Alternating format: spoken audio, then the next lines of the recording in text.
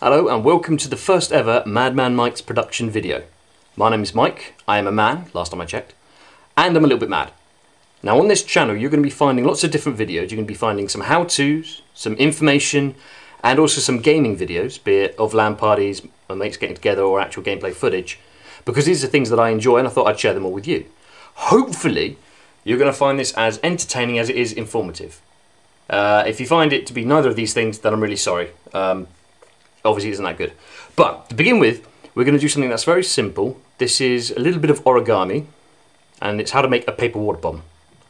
Yeah, see now, yeah, you thought origami was all boring things, but no, you can actually make some really cool things, including boomerangs, you know, well, yeah, loads of stuff. But on this one, we're going to be making just a water bomb, and it does work, trust me. I'll show you afterwards. So what you do is you're supposed to start off with a square piece of paper, be it origami paper or just some cheap enough stuff you've got. It doesn't matter for this one. Unfortunately, I have neither, so I'm going to be using an A4 piece. So you'll be learning how to get a square piece of paper from an A4 sheet. So, first step, take the corner, one of them, bring it across so that the edges line up perfectly.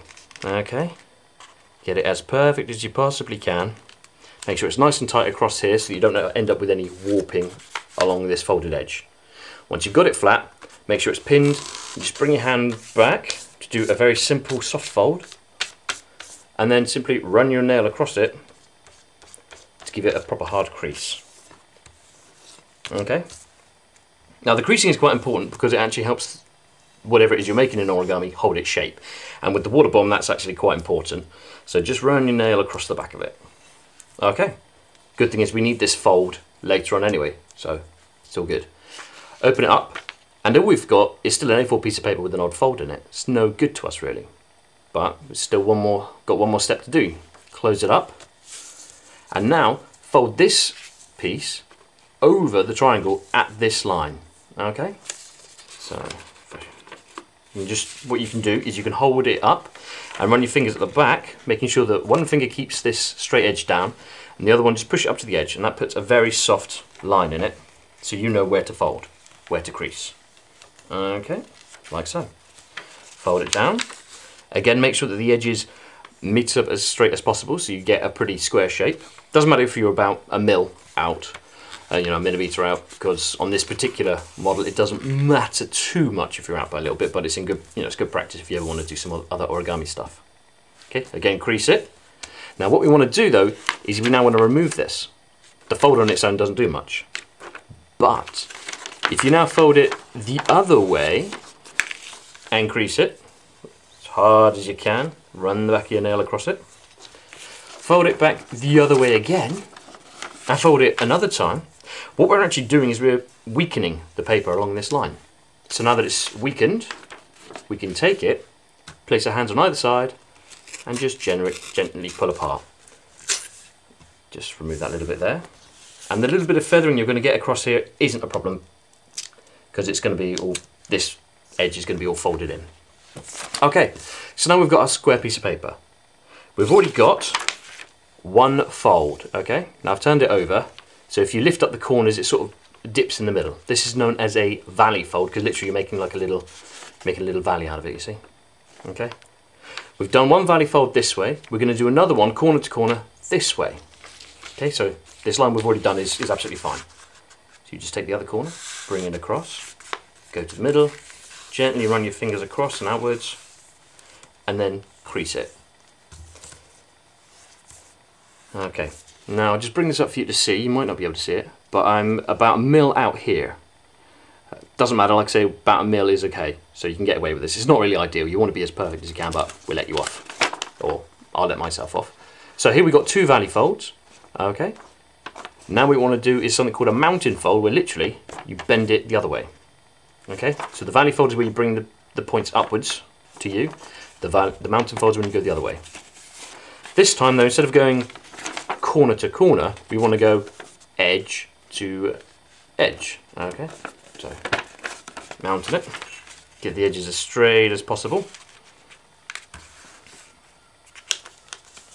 Yeah, a friend of mine taught me this when I was on a coach journey actually. Probably wasn't the best idea to teach a little kid how to make water bombs on a coach full of old people. It's not really a good idea. Anyway, we've now got these folds. you can see where it's sort of like it's pulling in already. Just encourage it. So join this mountain fold in the middle and then close it all up. And like I say, it sort of wants to go that way anyway because of the way the paper's pulling. So that's all good. Okay, so now we've got a triangle out from the square. Take one of these corners, because they're doubled up, you see. Take one of them and bring it up to the top point. Okay, it's going to pull a bit at the bottom, but that's not a problem because as you start flattening it out, it's quite happy with that. Do it with the other side. Bring the corner up, fold it in. Okay, now turn it over and do exactly the same. So corner up to the middle and corner up to the middle. I hope you can see this actually, so what I'll do is I'll zoom in now a bit, bear with me. I'm sorry about the rubbish quality of the camera. Gonna have to get a new one at some point.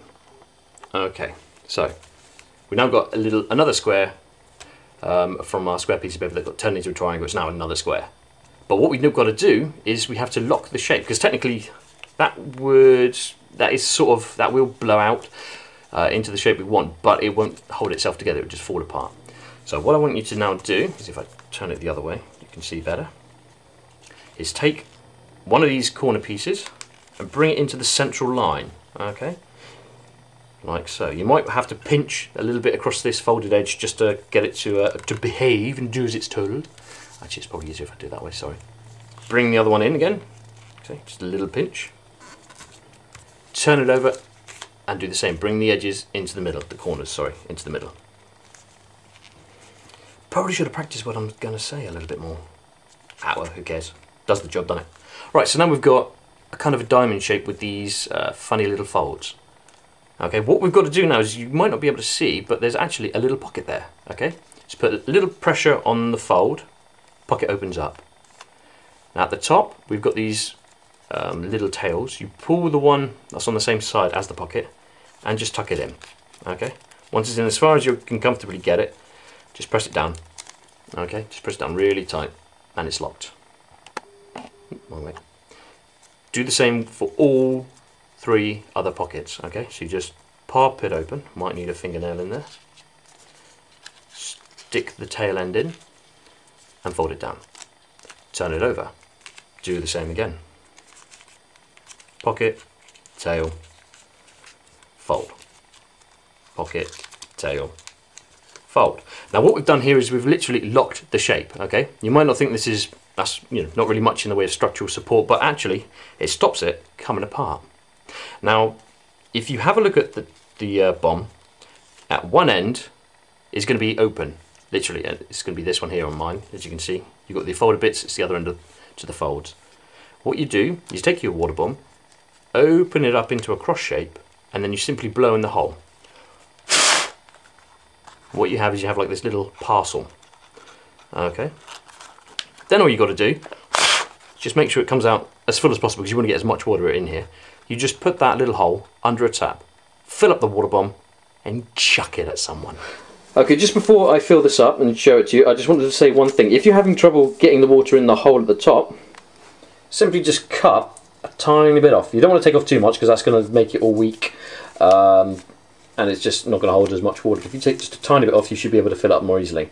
Also, test one of these out with different papers, because some of them, if it's like a cheap printer paper, is just going to pretty much disintegrate. Anyway, I'm going to fill this up and just chuck it at a wall or something.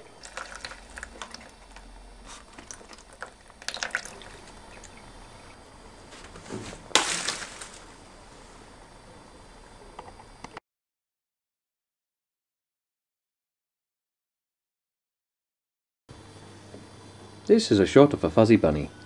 That is all.